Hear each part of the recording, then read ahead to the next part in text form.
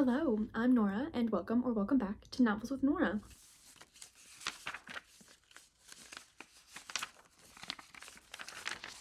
Today, I am going to be doing my first video essay, and today we are going to be talking about social media and how it is changing and quite possibly ruining the way we read. So the way this video is going to be set, I wish I had like a microphone or something. Maybe I can. Okay, yeah, I feel official. So the way I'm going to be doing this is that I have several different topics that I want to discuss, and so I am just going to run through my topics. I will try and do the little like timestampy chapters so that you can skip through if there's a certain thing that you're interested in. I have several topics about how social media is changing, both for the better and for the worse, how we read and how we consume media, specifically books. So I am just going to dive right in, and I'm going to preface this by saying my viewpoint on this topic is different and slightly nuanced in that I am both a creator and a consumer of books and book content, because I'm a reader first and foremost, but I also make content about the books that I read. So that gives me a slightly different perspective on some of these topics, so I will be chiming in with those as we go. But so the first topic I want to talk about is the discourse that we have been seeing around reading wrap-ups. So if you are on Book Talk or Bookstagram specifically is where I'm really seeing this, you will have probably seen someone, at least one creator, having to make a video talking about, if my reading wrap-ups are so offensive to you, simply don't watch them. Because what we're seeing happen is that a lot of consumers of this content, not so much creators, are accusing creators of lying about how much they're reading for the sake of their reading wrap-ups. And, part of me can kind of see where that comes from. Especially if you like work for full-time or are in school, and so you don't have a whole lot of time to read, and then you're seeing someone read like upwards of like 16, 20, 30 even books a month, you might be a little bit like, wow, that's crazy. There's no way I could do that. So there's no way this person could be doing that. But there is a way, especially because what I think we forget about a lot in this space is that this is some people's full-time job. Like, it is their job to read this many books. And obviously, if it's not your job, you're not going to prioritize it in that way because you simply don't have to. Where, like, even from my perspective as someone who started creating content, I find myself reading more now that I'm putting out like reading wrap-ups like monthly, because not so much because it's like, oh, I want to make sure that I have so many books, but just as I'm prioritizing reading and then prioritizing creating content around what I'm reading, I'm naturally reading more because I'm prioritizing it. Where I think a lot of times when people accuse people of lying about how much they read, it's because they themselves cannot see themselves reading that much. And so I think we just need to take a step back and realize, okay, that's not possible for me in my life, but I don't know their life. And I think that brings up another important conversation about, yes, we see people posting 3-4 times a day, but what we're seeing are brief little snapshots of their life. We don't know them, okay? You watching me right now, you don't know me. You might think you do, but you don't. Because even if it seems like what these creators are posting is like super real, raw, unedited videos, they're still taking the time to film them and edit them and upload them. So what you're seeing is not everything that's going on. So while it might seem like they're just like reading for fun, reading in whatever pastime they have, they are dedicating time to reading. I think this also ties into people feeling insecure about how much they read, because when they're seeing people posting, oh yeah, I read, just like a cool 20 books this month, which is not possible for a lot of people. I know it's not possible for me. I read 10 books in January, and that to me was like crazy good. Like, I never read that much. I think there needs to be a bigger conversation here, and it needs to go further than just, well, you read too much, and like, or there's no way you're actually reading that much. Because first of all, so what if they're not, right? Like, I don't see what the big deal, like, yes, it's weird that they'd be lying about that, but again, it's weird that they'd be lying about that. So why are we accusing people of lying? I think this is evocative of a bigger issue in this space, which is readers comparing themselves to each other. Because you'll see someone post that they read 20 books, and someone else will be like, oh, I wish I read that much, or there's no way you're reading that much when I can only read this much. And I think it really goes beyond just reading wrap-ups into comparison. When you start comparing the way you read to the way someone else reads, obviously there's going to be differences because we all read differently. And even if we're all reading the same books, which is another issue that we're seeing here, but even if we're all reading the same book, we're all going to come away with it with something slightly different, because no two readers are exactly the same, because everyone brings their own lived experience to the books that they're reading. And so even if we're all, again, reading the same book, we all come away with something different. I just think there's so much comparison that happens, which is crazy, because yes, we should all be able to read similar things and enjoy those things, because sometimes things are popular for a reason, because they're good books. I think there's just really something to be said about especially wrap-ups and comparison, because it makes it like, it gamifies reading. And for some people, I'm sure that they actually really enjoy that. They're like, oh, I want to read this many books this month. And so they really push themselves towards that goal. But for a lot of people, especially just like average viewers, not so much creators, but just consumers of book content, they see all these people reading so much and they're like, well, I want to do that. Right, but like, your circumstances aren't necessarily the same as the people who are creating this content.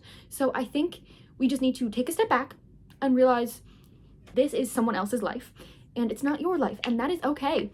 And really, this is something to me that I feel like we shouldn't be having to talk about, because it's just not even something that like occurred as a thought to me before seeing this discourse. Because yeah, people are going to read more than me, and yeah, people are going to read less than me. And so what? You know, like, I feel like we should not be having to have this conversation, but yet here we are. And you might even not have seen any of this happening anywhere and be like, I didn't know this was a problem. Because again, why would it be a problem? Because I just really don't see why this is the issue that we are choosing to harp on. There are always going to be people who read more than you, and always going to be people who read less than you. That's just the way it is. And it really just creates this like awful sense of comparison and like this high school-esque environment where it's like, oh, I'll never be like her. She's just so much better than me because she reads so many more books. But like, they're just books. At the end of the day, they are just books, and the number you read doesn't necessarily equate to anything, right? Like, they're just numbers. And it makes me really sad that there's readers out there who then see how much other people are reading, and then see that reflected poorly on them, and take that upon themselves, and then have negative feelings about their own reading. And I also think it makes it so that reading becomes less enjoyable for everyone, because if I had a super great reading month and absolutely loved everything I read, and then post my wrap up and people are like, oh, there's no way you read that much, oh, that's all you read this month, then I'm gonna feel worse about myself. But then again, if someone sees that and has read the same amount that I did, or even less, and then they see the comments and they're like, oh, well, I read less, and all these people are saying all these negative things. So I think we just need to keep in mind, it's not that serious, okay? And I know for some people it feels that serious, but it's not. And it makes it so that people don't want to read, and people don't want to get up on these platforms and talk about what they read, even if they previously absolutely loved doing it, because like, these are just giving such negative feelings over something that should be fun and happy and lighthearted, and we're warping it into something that's so awful and like negative and honestly like bullying in a way. And for the most part, we're all adults here, and this really is just something that's so insane to me, because like, what do you mean you're accusing me of lying about how much I read? Right? Like, let's stop that one. You know, let's stop that. I think that this comparison ties into other issues that we're seeing on social media as well, especially in the lack of diversity that we often see in books. And I mean this in several ways. First of all, we often see books by white authors, straight white authors, blowing up and like getting big in ways that we don't often see with authors of color. And like, that's its own specific issue that we could dive further into. But specifically what I'm talking about here is how these same books will be read and shared and created about over and over and over. And it creates this sort of like echo chamber where, and I think that there has been a lot said on this, where if you are on Book Talk and you're only seeing like the same few books over and over, you're not fully engaging with the community. And I think, yes, but I think it also goes deeper than that, in that so many creators are talking about the same books. Those are the books that people want to hear about and that get the creators' views. So specifically, I'm thinking like Fourth Wing and that series. And I haven't read it. I have no intentions of reading it. I do not support the author, so I will not be reading it. But those books are so popular, especially for readers who aren't creating content and aren't super into like the book social media sphere, I guess. But when they go on and they search like Book Talk, those are the books that are coming up. So that's what they see Book Talk as. And I think it creates a bigger issue of, oh, well, like this book is going to get me views, so I'm going to keep talking about this book. And like, that's fine, but it creates this like echo chamber where it's the same book over and over. And then when you go to like a Book Talk, oh my God, the Book Talk tables at like Barnes & Noble, you see the same books every single time. And it's always going to be like, you know what you're going to see there. And on one hand, that's a good thing because, you know, you can like count on that. And like, those are the books that are popular. However, it's the same books over and over. And it's just like, please, there's so many books out there. Why can we not escape this small little pool of books? And I just think that there's something to be said about how when a book gets really popular, more people are going to pick up that book because they hear about the hype of it. And even if they don't like it, they're still going to post about it. right? Maybe, not always, but a lot of the time, because that book is going to get them views. And so it creates this, again, echo chamber of just reading the same books over and over and talking about them over and over. And every time a new one comes out, we spike up that conversation again and we just continue on with it. Sometimes this is a good thing, especially when it's a book that like deserves the hype, which being deserving of hype is, again, very relative. But when we just see these same books over and over, that's what people think book talk is, because that's the only books that they know that are being talked about. And if you were to say, like if I were to say, oh, I'm reading a book that I found on TikTok, you're not going to think, oh, it's like an indie backlist from like 2012. You're going to be like, oh, like Court of Thorns and Roses, oh, Fourth Wing, because that's what is synonymous with book talk. And I think, you know, I wish we could move away from that. And this is not to say, there are so many creators on TikTok talking about such niche, indie published, self-published, backlist books that are so amazing, and you should definitely seek that type of content out. And I'm so sorry if it's not being recommended to you, but because that type of content doesn't do as well, it doesn't often get pushed to you as much. And so there's a lot more that can be said about like algorithms and popular books and whatever, but that's not what we're getting into. I just think that we need to think of book talk as being deeper than those few books that just get circulated a lot. And because those are the ones that get circulated, content creators aren't necessarily growing as much when they don't talk about those big books. You know, so it's kind of just like this vicious cycle that goes around. And while everyone is entitled to their own opinion and is able to talk about whatever book they want, I just wish that we were seeing more creators, especially like bigger creators, talking about smaller niche books. I think that's what it is. And I also just wish that when I said, oh, I found this book on Book Talk, you wouldn't immediately jump to the conclusion of, oh, it's something like a super like well-known romantasy novel, you know? And I think that those being the books that are talked about a lot, those are the books that are being read a lot, which sways our reading, because what's popular is what's, you know, you see how trends work. I think that it also just influences our reading, because what's popular is what's going to be put on shelves in bookstores, put on shelves in places like Targets and Walmarts, are going to be recommended and like seen in ads on places. And so it just creates this idea that like that's what's being read. And so, oh, like if you're just like a casual reader and you go to the store and you're like, oh, Book Talk, like let's see what's popular. And then that's what you're getting recommended. Do you see what I'm saying? So I just think that we need to be mindful about what we are promoting and how we are going about promoting it, and making sure that we are platforming people and authors who deserve it. And I'll leave that at that. But I think this also ties into my next point, which is, especially on Book Talk, we tend to have the same conversations over and over, and there'll be like a big discourse about it, it'll die down, someone will do one thing, and here we go again. And I find this specifically, what I want to talk about here is the discourse of, are audiobooks real reading? And the answer is yes. Yes, they are. But I feel like every year, especially around like the end of the year when people are doing like the wrap-ups of how much they read and like how many of them were audiobooks, it's like, well, audiobooks aren't real reading. And we have these same conversations over and over with nothing really being done. And I think the same can be said with so many other issues, with like platforming diverse authors, reading diversely. I feel like especially every February when Black History Month rolls around, it's, well, here are the books by Black authors that I'm reading this month. And then we have discourse about like, well, which authors should you be supporting and what types of stories should you be reading? And then it dies down, and then next February it comes back again, but we're not taking steps forward. We're just repeating the same things over and over, because you'll see people read only books by Black authors for the month of February, and then only white authors for the rest of the year. But come next February, you know that they're only going to be reading Black authors, and it just feels very performative and very cyclical. And I just wish that we could step outside of that. Like, again, we just have the same conversations over and I'm including myself in this because I am part of the community. I think especially as audiobooks is real reading, it's like beating a dead horse, truly.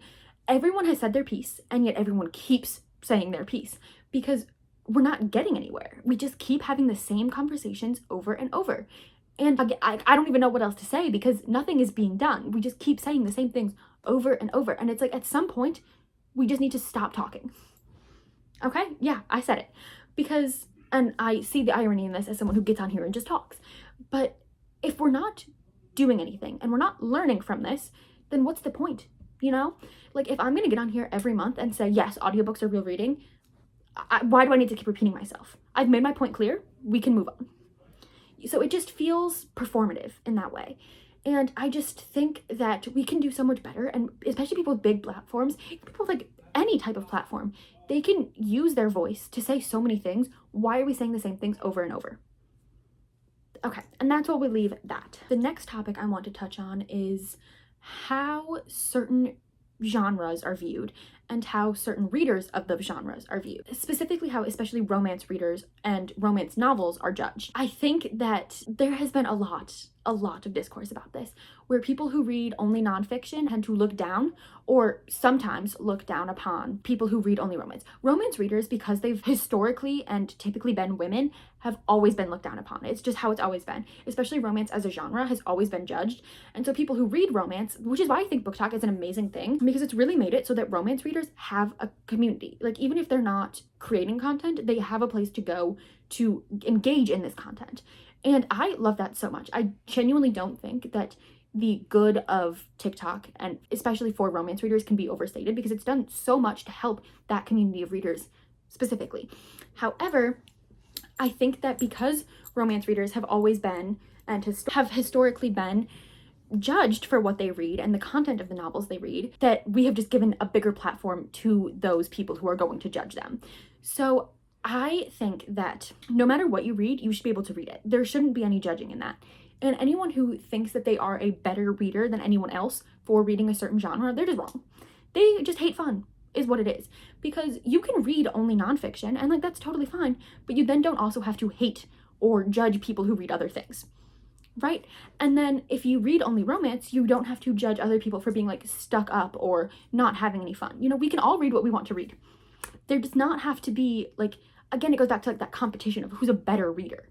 And I think really everything that I have to say today can be boiled down to, there is no such thing as being a better reader than anyone else. But I really think that's what all of these points can be boiled down to. Circling back to judging what others read, posting about what you read is going to invite criticism. That's unfortunately just how it works.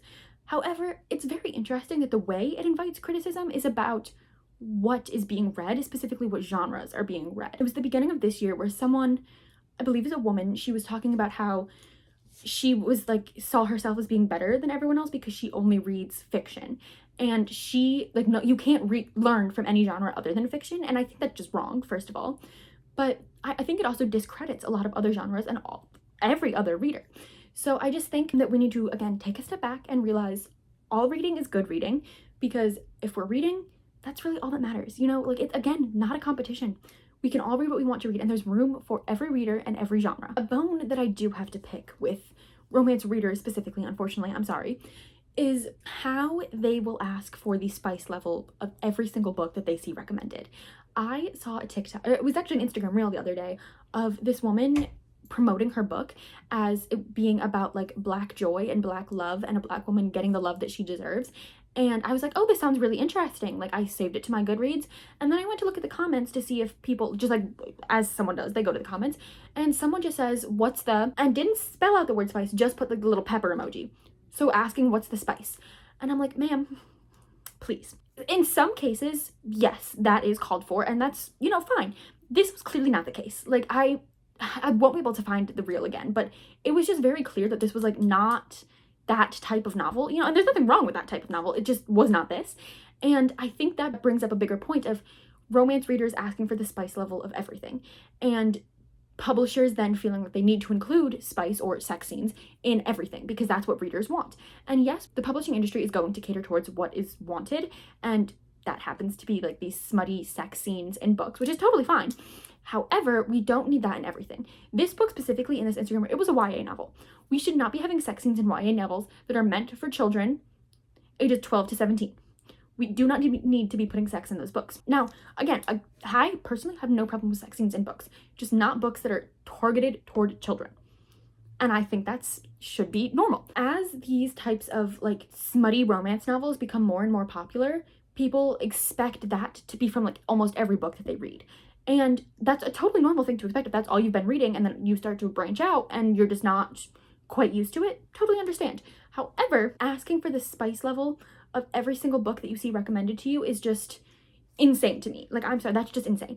This book, it's like this one reel that I saw, it just has stuck with me because I was like, that's an insane thing to ask. Like, especially because she was talking, like the author who was promoting her book was talking about how she was finally like depicting a Black woman the way that she's always wanted to see Black women depicted, like getting the love they deserve and like being cherished and appreciated. She was just like, oh, what's the spice level? And it's like, I just don't know how to even articulate how that makes me feel. There is a time and place for those type of novels and those types of scenes, and that's not everywhere. And I just feel like it has become so normalized to be in every book that we just need to like take a step back. Another theme of the video, take a step back and realize not every book has that, which means not every book is for every reader, and that is okay. We need to realize there's not spice in every book, and there doesn't need to be. Publishers, I hope you're listening. I think that Book Talk needs to retire that little spice emoji, the little pepper. She needs to be retired. She's been putting in the work, and she has been carrying romance book talk on her shoulders, and I think we should lay her to rest and move on. So that's what we're gonna do. We're gonna move on. So now we're going to be moving into a section of the video about overconsumption. Yay, everybody's favorite hot topic. But I feel like, especially on Book Talk, this has become such an issue and has been an issue, but we're really seeing it ramp up, especially with special editions. Yes. I feel like every book nowadays gets some kind of special edition, even if it's just like a sprayed edge. The Barnes & Noble, like everywhere has an exclusive. And it makes it so that you feel the need to end up with like 4 editions of the same book. It's the same story, it's the same content, but packaged slightly differently. And now, if you're a collector, that's fine. But there's a difference between collecting and consuming, because I might love a book. That doesn't mean I necessarily need to own every single copy that's ever existed of this book. You know, a line needs to be drawn. And especially with all of the special editions, and then we have so many book boxes. There's Illumicrate, Fairy Loot, Fay Crate, Bookish box that I think has been in some hot water, and I'm not sure that they're even still a company, but there's just so many book boxes, and they all do similar books. I saw this TikTok, and it was this woman, and she was subscribed to both Fairy Loot and Illumicrate. And so one month she got one book from Fairy Loot and one book from Illumicrate, and the next month it was the same 2 books just from different boxes. So she ended up with 2 copies of each of those books, and she wasn't even interested in them because the like shtick of these boxes that you don't know what book you're getting. Now, there's a lot of ways that you can find out what the books are, but the whole like point is that it's like a surprise. So you're paying all of this money for books that you don't even know what they are. And on top of that, their book boxes are not a lot of times just getting a book. They do have book only options, but they come with so much other stuff. Like, one of the big things is these boxes love to do mugs. But if you're subscribed to even just one box and you get it for like even just 3 months, you're getting all of the, like, that's 3 books, first of all, plus all of the stuff in the boxes. And they love to do mugs. So that's 3 mugs that you're getting. You're one person. You only need 1 mug. Chances are you already have mugs, but now you're getting so many. And it's just, I was subscribed to a few book boxes for a while, and just like the sheer amount of stuff in those boxes. And a lot of times, like, it was not high quality stuff. Like, I would be so excited when I would get fuzzy socks. I'd be like, oh yeah, something I'm actually going to use. And they were like the lowest quality fuzzy socks. And now maybe book boxes have like upped their game. I don't know. I have no interest in subscribing to them. Like book mail and like book unboxings and like book box unboxings, they're huge content pillars for people. And people love to watch that stuff. So people are going to stay subscribed, but they're just accumulating all of this stuff. And this brings me to my next point of reselling. Oh my God. Because if you're not on the subscription list, you don't have access to these books. So your only way to get them is secondhand through people reselling what they've received. And they jack up the prices exorbitantly. So it's like you're getting a book box and it was maybe $60 ballpark. And now you're rebuying the book from someone else for like $200. That's insane. That is ridiculous. And the thing is, we can't even just blame the sellers because people are buying the things that they're selling. And supply and demand, we all learned it in school, at least I hope we did. If there's not demand, they can't sell it at those prices, but there is demand, so they can. And so it's just crazy. Again, this vicious cycle that we create of buying and selling and just accumulating more and more stuff. But because this is like so common on these social media platforms, it has become so normalized. Like, it's so normal to log on to TikTok and see someone standing in front of their bookshelves that are just decked out in special editions and like bookish merch. And like, yes, these things are fun to collect, but when we normalize it like that, it's just not good for anyone, because it again goes back into the comparison of it all, of just, you feel that you're not as good of a reader or as big of a fan of something just because you don't own as much.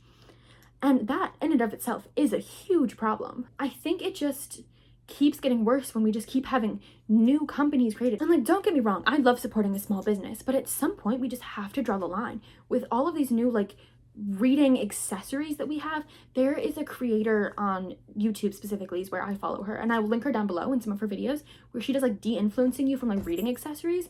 The things that exist out there are crazy, and she makes a good point of, if you need them for like accessibility reasons, then obviously yes, have them. But if you're just having them to have them, what is the point and why?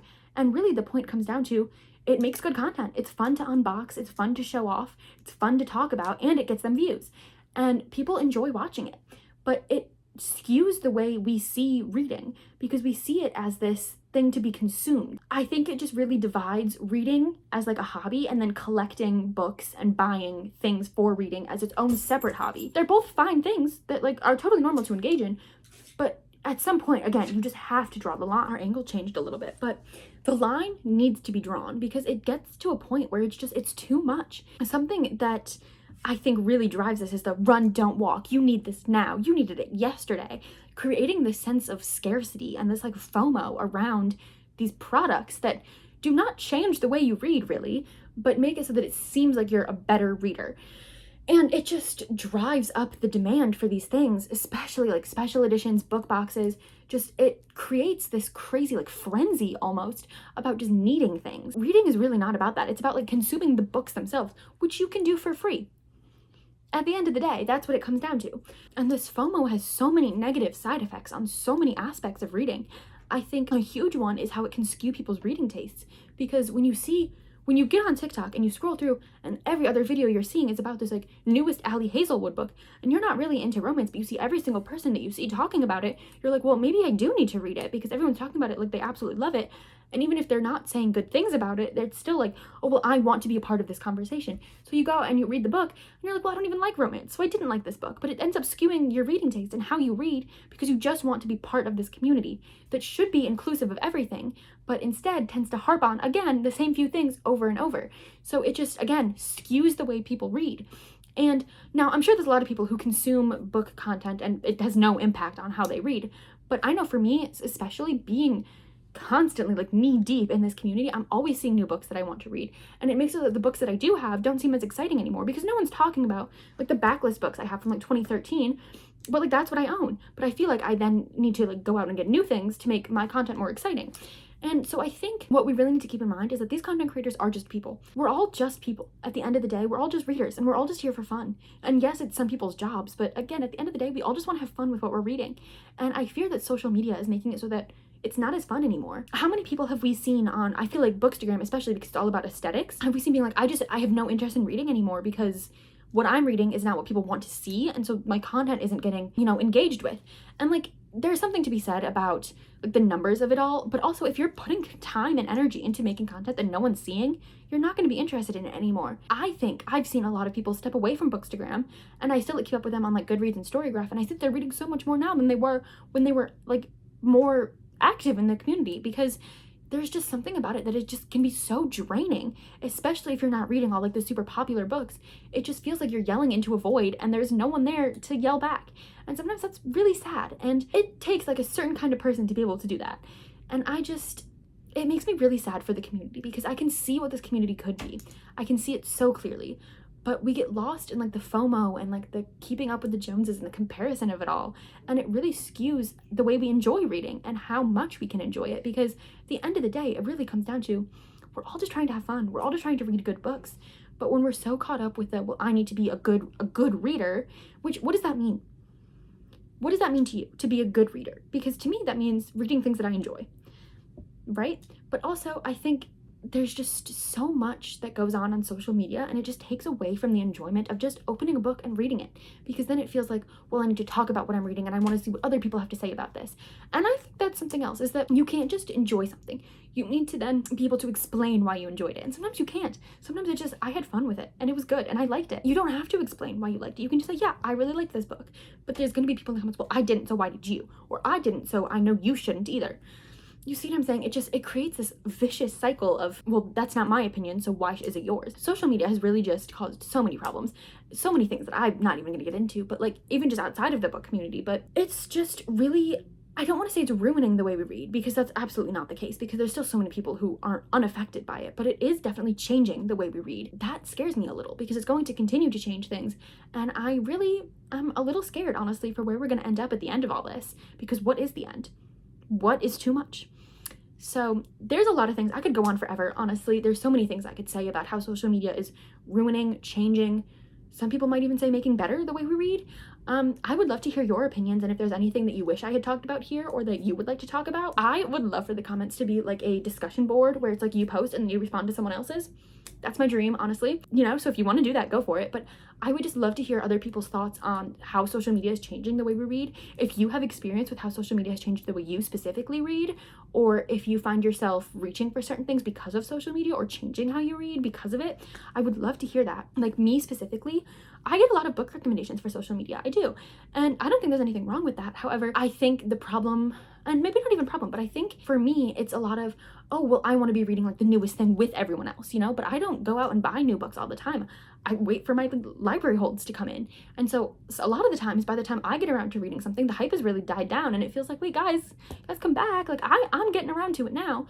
And so it really creates this sense of like, it's there and it's gone, because it happens so fast how the excitement for books builds up and then dies so quickly. And again, just like the sense of FOMO of like, you need to be first or you're last. So I think that social media has done a lot of really great things and brought communities together so amazingly. But I think we also just need to be aware of, at the end of the day, we're all just reading. They're just books. And now I think that books are magic, okay? I do.